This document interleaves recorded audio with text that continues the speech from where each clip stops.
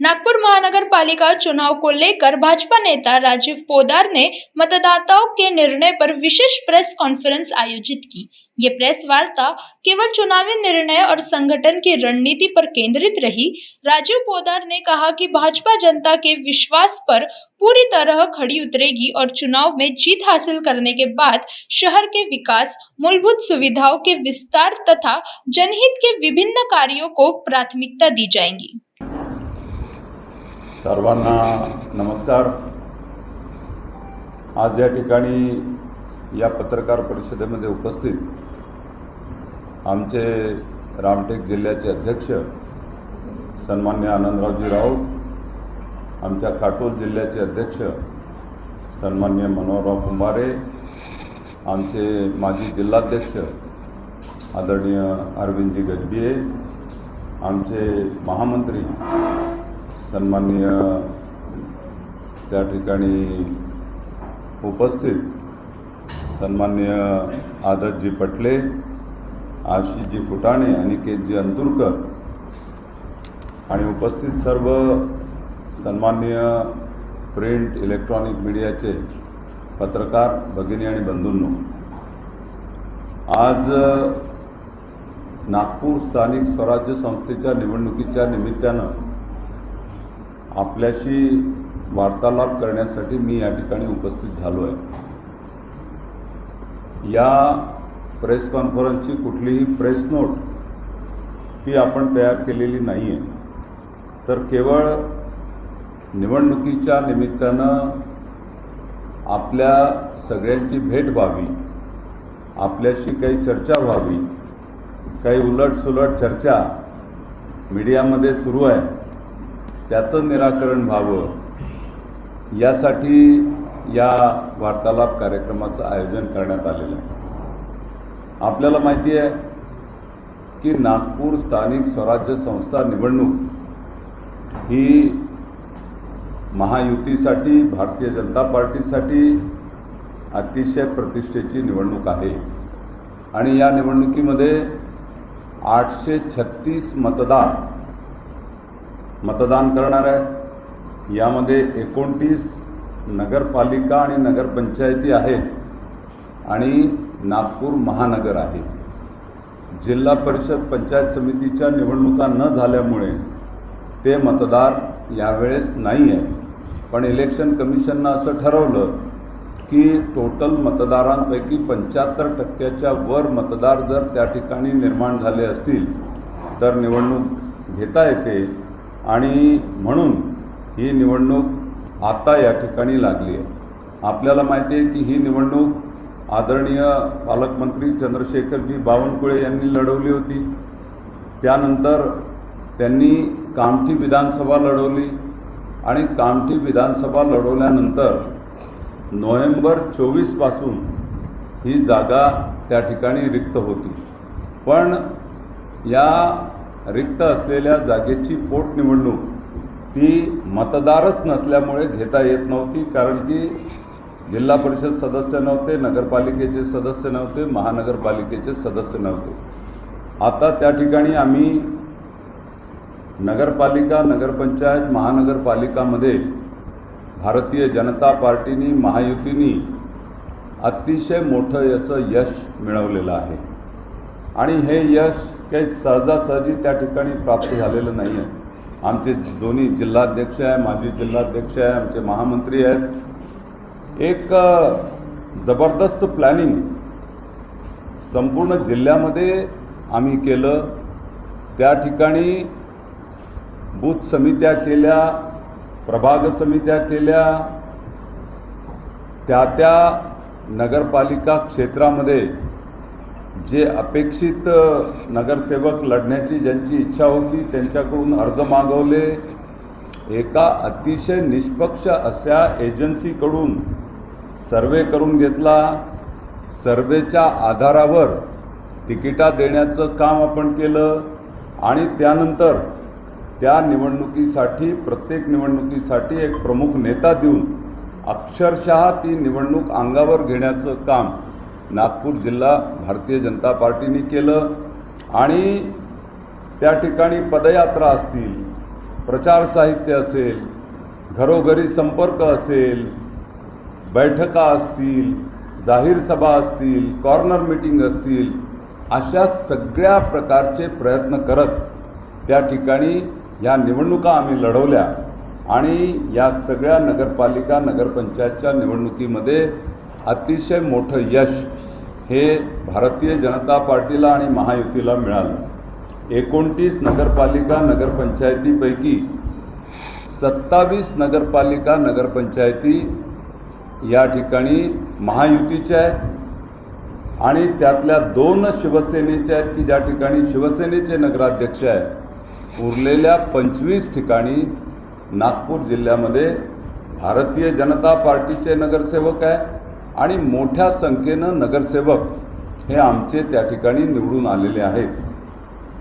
आणि नागपूर शहरामध्ये आपल्याला सगळ्यांना माहिती आहे की नागपूर शहराची निवडणूकसुद्धा आदरणीय नितीनजीपासून आदरणीय देवेंद्रजीपासून सगळ्या नेतृत्वानं ती निवडणूक अक्षरशः प्रतिष्ठेची केली आणि प्रचंड मेहनत करत त्या ठिकाणी मेजॉरिटी निवडून आणण्याचं काम केलं.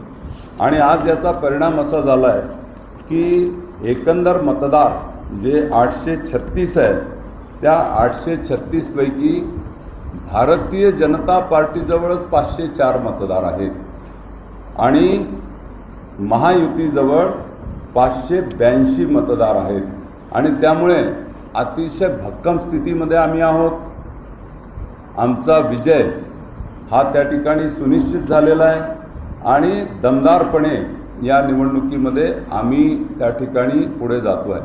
आणि एवढी मोठी मतदारसंख्या असतानाही निवडणूक ही गांभीर्यानंच लढली पाहिजे अशा प्रकारचा संकल्प करत माझ्यासहित इथे बसलेल्या सगळ्या नेत्यांनी, आदरणीय नितीनजींनी, आदरणीय देवेंद्रजींनी, आदरणीय बावनकुळे साहेबांनी, आदरणीय निवडणूक प्रमुख श्री प्रवीण दटके यांनी आणि आमचे सगळे आमदार, सगळे माजी आमदार, सगळे जिल्ह्याचे पदाधिकारी या सगळ्यांनी या निवडणुकीमध्ये पूर्ण जान ओतली आहे आणि ही सर्व मंडळी माझ्या पाठीमागे भक्कमपणे उभे आहेत आणि म्हणूनच एका टीमवर्कच्या आधारावर आम्ही या ठिकाणी असं आहे की नागपूर महानगरपालिकेमध्ये आचारसंहिता असल्यामुळे त्या ठिकाणी नगरसेवकांना प्रॅक्टिकली सुट्टी आहे आणि कुठलं शासकीय काम करता येत नाही, शासकीय मीटिंग घेता येत नाही, अधिकाऱ्यांसोबत भेटता येत नाही.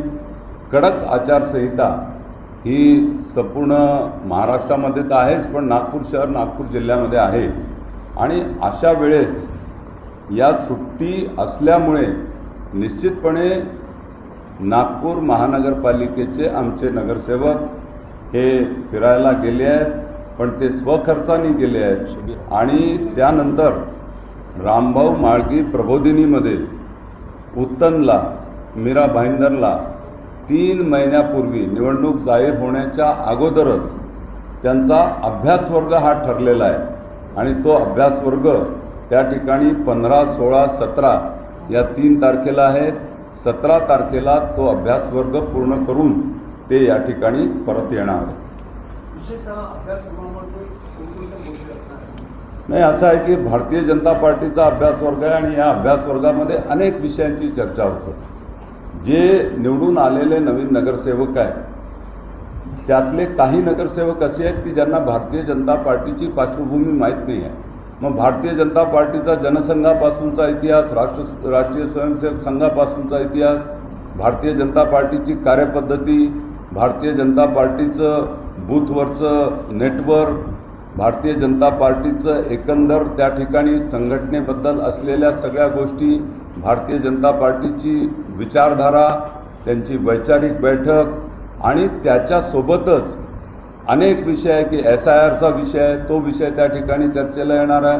सेन्सस येणार आहे, तो विषय त्या ठिकाणी चर्चेला येणार आहे. आणि यासोबतच महानगरपालिकेमध्ये लोकांना न्याय मिळवून देण्यासाठी कशा पद्धतीनं काम करावं आणि प्रशासनाकडून चांगल्या पद्धतीनं कामं कसे काढून घ्यायचे, विकास कसा घडवून आणायचा, त्यांचा स्वतःचा त्या ठिकाणी व्यक्तिगत विकास झाला पाहिजे, राजकारणी म्हणून तेही पुढे आले पाहिजे, त्यांचा अभ्यासही झाला पाहिजे आणि सोबतच नगरसेवक म्हणून त्या त्या क्षेत्रातील जनतेला त्यांना न्याय कसा मिळवून देता येईल या संदर्भातलं एक 3 दिवसाचं अतिशय चांगलं प्रशिक्षण हे रामभाऊ म्हाळगी प्रबोधिनीमध्ये आहे. प्रशिक्षण घेऊन आल्यानंतर जर हे नगरसेवक उपयुक्त नाही ठरले तर काही करण्याचा ते उपयुक्त ठरणारच आहे, त्याच्यात काही विषयच नाही. 100% नगरसेवक हे त्या ठिकाणी चांगल्या पद्धतीनंच काम करणार आहेत आणि 100% नगरसेवक मला मतदान करणार आहेत.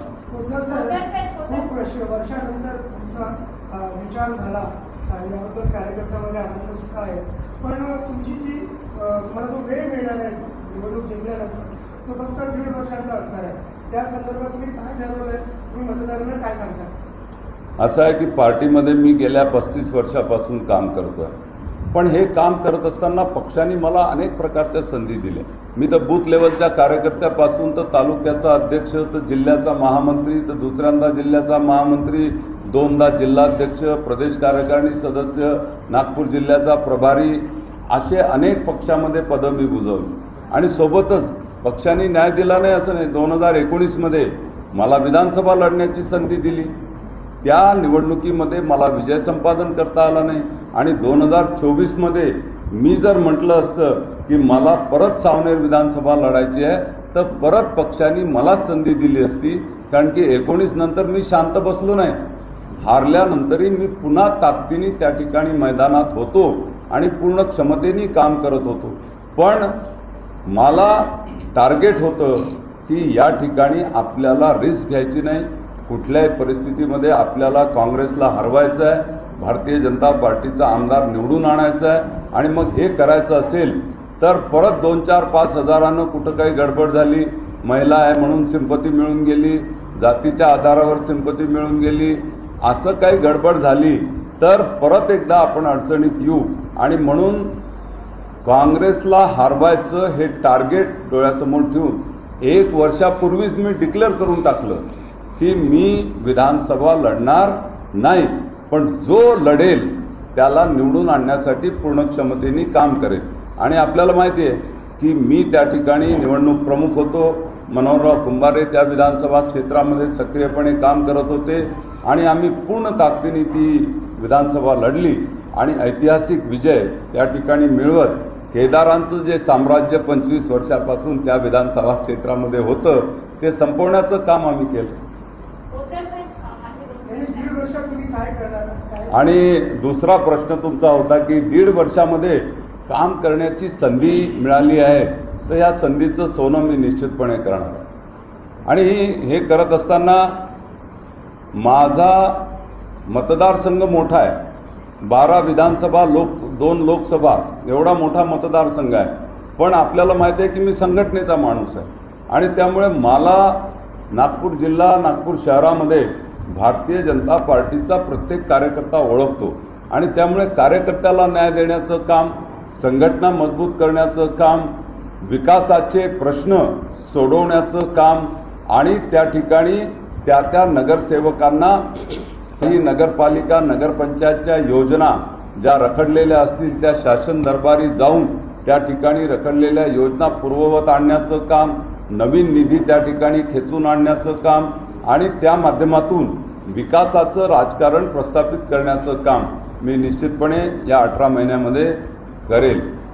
माझा प्रश्न आहे, जेव्हा ही निवडणूक जाहीर झाली तेव्हा निवडणूक आयोगाने स्पष्ट सूचना दिल्या होत्या की याच्यामध्ये कोणतेही रिसॉर्ट किंवा पर्यटन मतदारांचं होणार नाही. तरी सुद्धा हे बाहेर गेलेले हे निवडणूक आयोगाच्या आदेशाचं उल्लंघन नाही का?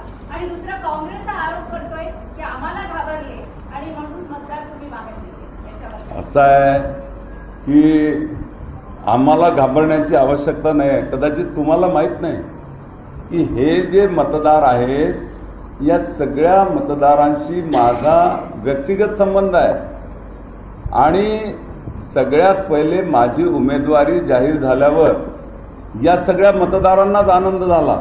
नागपूर जिल्ह्यामध्ये भारतीय जनता पार्टीमध्ये एकाही नेत्यांनी मला उमेदवारी मिळाली म्हणून निगेटिव्ह प्रतिक्रिया दिलेली नाही. एकाही नगरसेवकांनी निगेटिव्ह प्रतिक्रिया दिली नाही. उलट त्यांनी म्हटलं की साहेब तुम्हाला मिळाली, तुम्हाला न्याय मिळाला, हे निश्चितपणे चांगलं झालं. सर्वसामान्य जनतेमध्ये सुद्धा त्या ठिकाणी चांगली प्रतिक्रिया, नगरसेवकांमध्ये चांगली प्रतिक्रिया, आमच्या पदाधिकाऱ्यांमध्ये चांगली प्रतिक्रिया. अशा परिस्थितीमध्ये हे सगळे लोक स्वयंस्फूर्तीने मला मतदान करणार. Bureau report NTV 24 Nagpur.